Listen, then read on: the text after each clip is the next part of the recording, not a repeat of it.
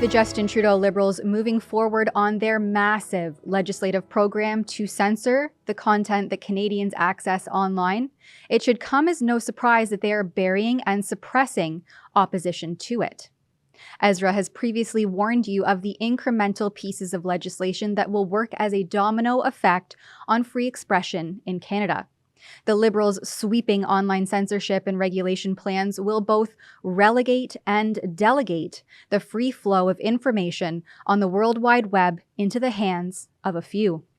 The first of which is Bill C-11, an act to amend the Broadcasting Act, which essentially declares social media users as individual broadcasters and subjects them to the whims of the Canadian Radio Television Broadcasting Corporation, otherwise known as the CRTC.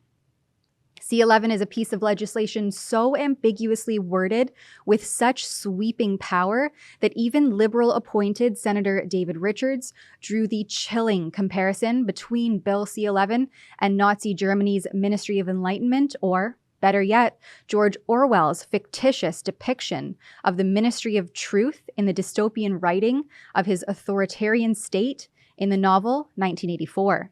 I'm wondering if anyone on the staff or a Minister of Heritage understands this. In Germany, it was called the Ministry of National Enlightenment, and every radio was run by Joseph Goebbels. Complete ideological manipulation in the name of national purity. No decree by the CRTC could in any way tell us what Canadian content should or should not be, or who should be allowed to bob their heads up out of the new murkiness we have created. Like Orwell's proclamation, the very bill suggests a platform that decrees all animals are equal, but some animals are more equal than others. And Bill C-11 certainly spells out who they might be. The bill allows for further government tampering of algorithms to prop up or suppress whatever content they do or do not want you to access.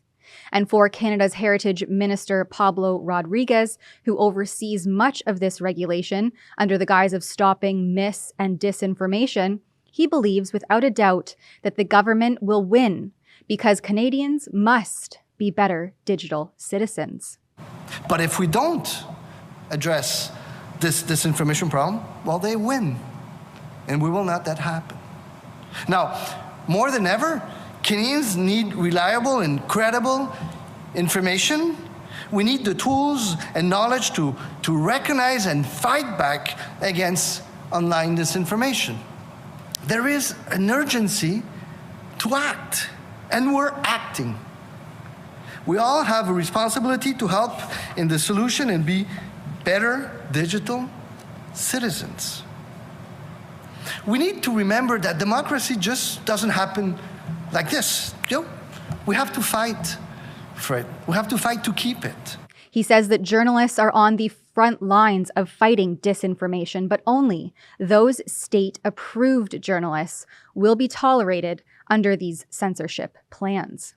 So I also want to recognize the incredible work that you guys, as journalists, have done in Canada over the past 2 years, from keeping Canadians up to date on the pandemic, to providing on-the-ground coverage of the war in Ukraine, even keeping Canadians informed what's going on at their local city hall, which is fundamental for our communities, for different regions. So all of this is essential, and you're at the front line of fighting disinformation. We need you. The society, not the government, the society needs you.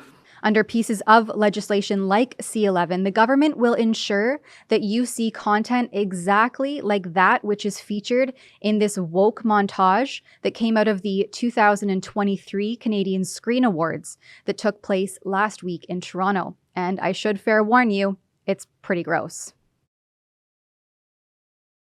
And the Canadian Screen Award goes to... The Porter. The Porter. The Porter. The Porter. The Porter, episode 104. You know, we made this show in a time that we desperately needed to reclaim the narrative.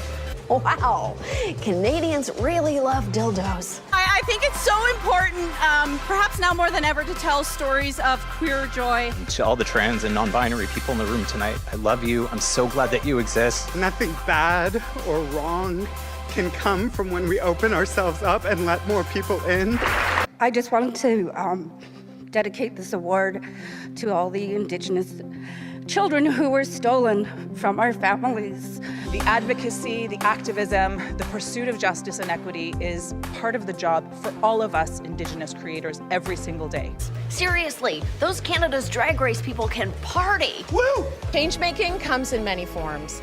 It can be having the tough conversations that make people uncomfortable on air. It can be putting folks on camera who don't usually have their voices heard. And the Canadian Screen Award goes to Canada's Drag Race, Brooklyn Heights, Brad Goreski, Tracy Melchor. Right now, we need the magic of drag more than ever. We won! Congratulations. We did. Well, this is embarrassing. What did we win for this time? Tom Power. Not only did we have BIPOC representation in front and behind the camera, we had senior producers that were BIPOC. We had queer people that were BIPOC. We have the right to be seen and heard. Representation matters. When we see ourselves, we literally can change the world. Incredible. You're the first female to direct a Pixar movie. The first Muslim superhero. First project with all Indigenous creatives at the helm. Being the first lead Asian superhero in the Marvel Cinematic Universe, I think is a sign that, we are making progress as a society. We are taking steps to give each and every person and every community a chance to feel represented and seen. It's important to be recognized for your work, particularly if you belong to a community that is historically underrepresented. It's important to have representation in film because then it gives a voice to people who are used to not being heard. Is using their voice to call out systemic racism, to amplify those actively engaged in anti-racist work, and to challenge the structural inequality at the core of media organizations in Canada. We all have to take responsibility for moving forward in a way that is inclusive, and you can be marginalized and still have privilege. When I say my work, I mean sort of lifting marginalized communities. Tracy, what have you learned about yourself through this process of becoming a very public version of the activist you always were?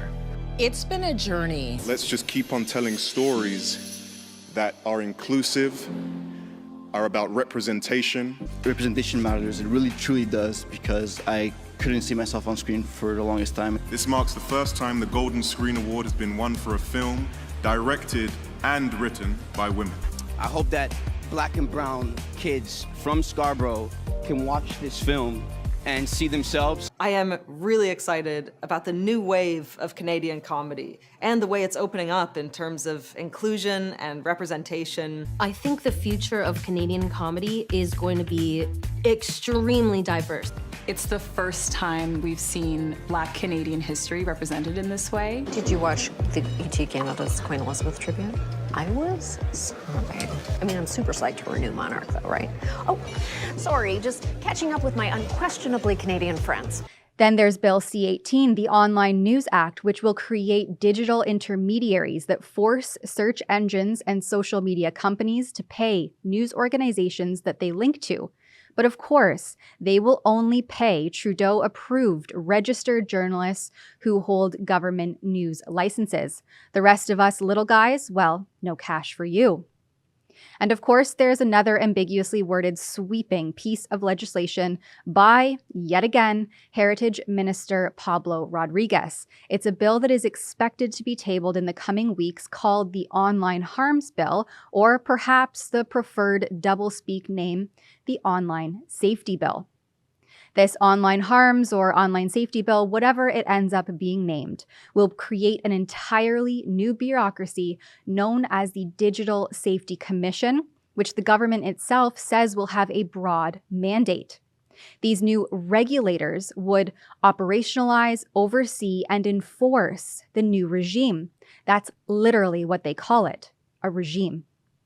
The bill was first published as a legislative and regulatory proposal in the summer of 2021 as part of the government's attempt to confront harmful content online. Minister Rodriguez believes that Canadians are hurt by whatever the government deems as unacceptable, hateful content, including, of course, mis- and disinformation. So I also want to recognize the incredible work that you guys, as journalists, have done in Canada through over the past 2 years, from keeping Canadians up to date on the pandemic to providing on-the-ground coverage of the war in Ukraine, even keeping Canadians informed what's going on at their local city hall, which is fundamental for our communities, for different regions. So all of this is essential, and you're at the front line of fighting disinformation. We need you. The society, not the government, the society needs you. Through the government's commitment to address online safety, the government claims that online platforms threaten and intimidate Canadians and put safety at risk and undermine Canada's social cohesion or democracy. And yet they are so out of touch that they don't recognize that media in Canada is in crisis because they refuse to report facts or partake in actual news gathering, but rather continue to resort to propaganda and narrative clinging. That was an excerpt from the Ezra Levant Show. I'm Ezra Levant. Every weekday, I do a monologue about the topic of the day. Then I interview a fascinating guest either in studio or via Skype. And then I read your mail, whether it's fan mail or hate mail, which is sometimes even more interesting. This is on our premium service, though, called Rebel News Plus. Go to rebelnewsplus.com. It's $8 a month or less if you buy a whole year in advance. You get my show every weeknight, plus Sheila Gunn Reid's show every week. It's called The Gun Show. It's pretty amazing. You know, we rely on you because we do not take a dime from the government. In Canada, that makes us almost unique. So please help us out and help yourself to some great journalism at rebelnewsplus.com.